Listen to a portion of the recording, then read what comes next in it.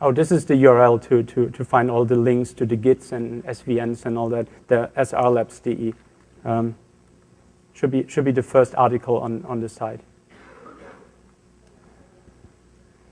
Could you come? Is there a microphone for the questions? There isn't? Okay, just shout. Go ahead. Do the various different GSM frequencies have any impact on the signal strength of the caller to be able to capture that part of the conversation? Does what have an influence? The various different GSM frequencies. You know, there's the Oh. frequency, which is, I think, the worldwide one, and there's others that are more used to the US. Right. So the question is whether it makes a difference on intercepting a call, whether it's on what the 900 megahertz band or what the 1800 megahertz band. I think the 900 megahertz band has better propagation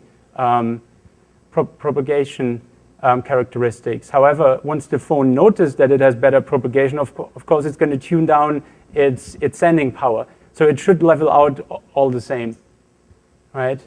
One topic we didn't touch on at all is 3G, of course. 3G, the holy grail of security for cell phones. Now, 3G is great. It is mutual authentication. It has a better encryption function. However, there isn't really a 3G only phone. Every 3G phone is also a 2G phone. And it automatically often falls back into 2G or can be forced that way.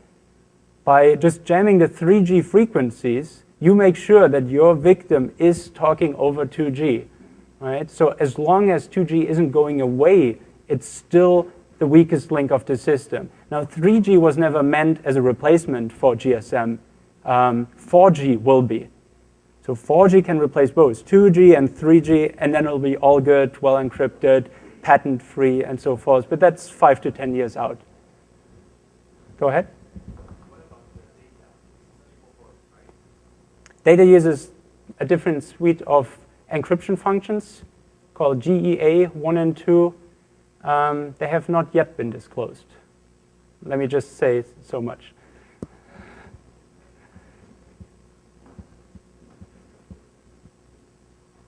Go ahead. Could you say this louder? Sorry. Can SMS also be cracked? Yes and no. It just depends on your phone and your network operator's settings.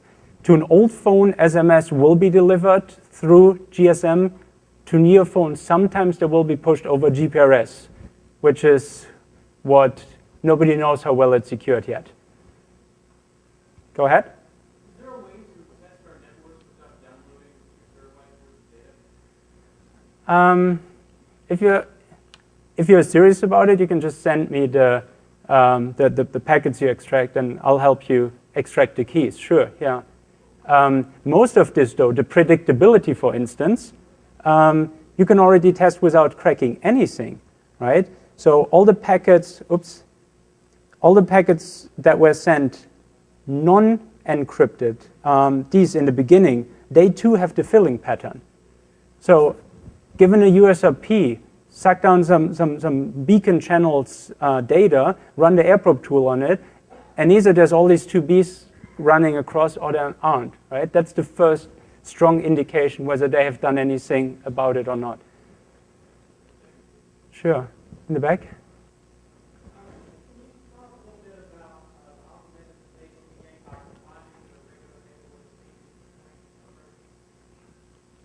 Sure, yeah.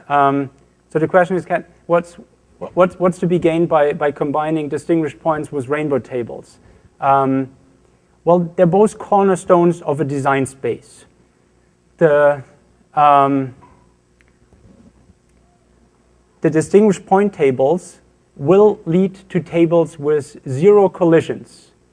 However, as you keep adding chains, you will notice that the same chains already exist in your system and you keep throwing them away. So distinguished point tables can only grow to a certain point. Rainbow tables, on the other hand, can grow much, much larger. However, they're much more costly in the cracking time, because you can't just start in the middle of a stream and compute to the end. You have to compute each color individually, And in fact, the cost scales exponentially with the number of colors. So, oh good, I have an empty slide here. If you have just one color, you're computing this much. If you have 2 colors, you're computing this much and this much, 3 times as much. If you have 3 colors, you're computing 6 times as much, and so forth.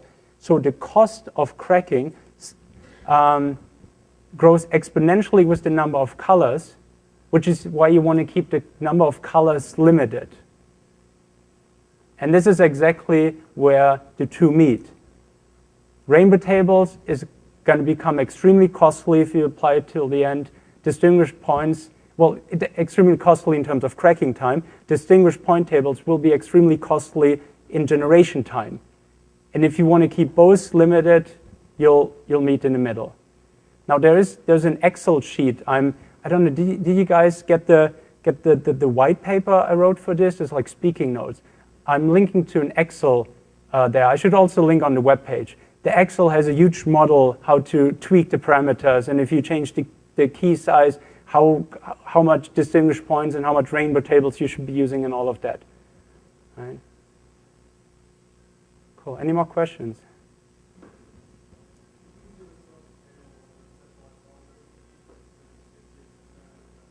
Oh, none really. Well, you need more than a computer just to record those airwaves. But you don't really need anything specialized. This is a very standard tool you'll find in most university labs. And this is just one example of a tool you can be using. It's a programmable radio, right? It's extendable both through software as well as hardware. You stick modules in. And in fact, if I can make a recommendation, for GSM, I would not be using the module it comes with, but rather another module. I think I am naming that on the slide, called the Bergs module. Where do I have that? Which is much more sensitive to the frequencies. We're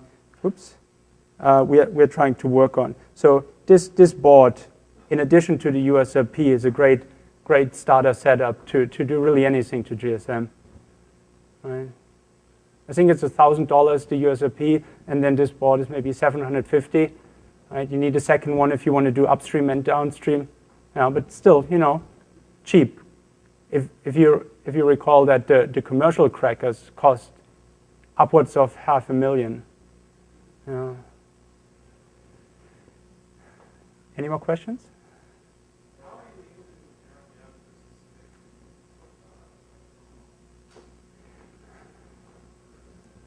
How do I narrow down to a specific phone call? Well, I'm recording exactly from when I press dial till only when I'm done, and I keep it very short. And if I do notice that I recorded 2 calls, I'm throwing the data away. It is difficult, yeah. You're stumbling across all this data you could be cracking, but you aren't legally allowed to.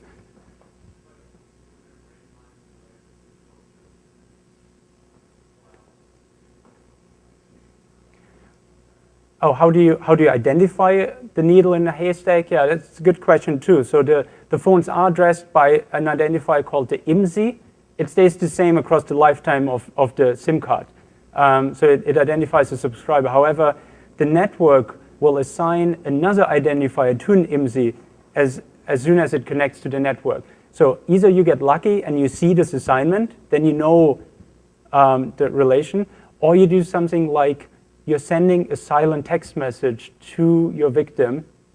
That way you see what TIMSI receives the text message, and you'll be narrowing down your efforts on that TIMSI, right? But yeah, especially in a city like Berlin, it was hard to not stumble across anybody else's data. There's so much going on these frequencies.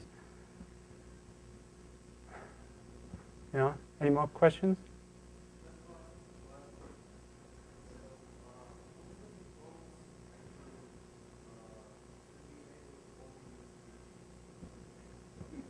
My phone cannot. Cheryl, do you know how to make this 3G only? It says 2G or 3G or 2G only.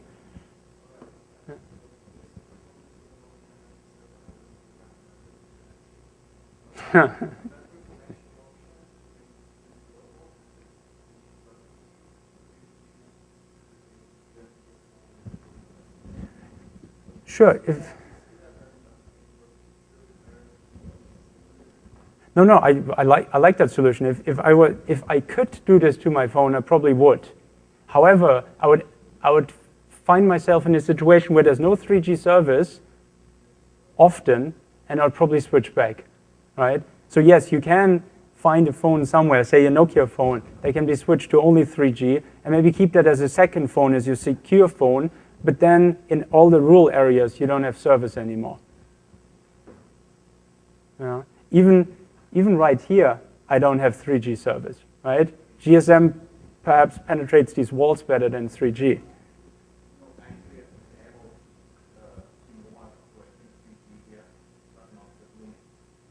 Oh, Rome.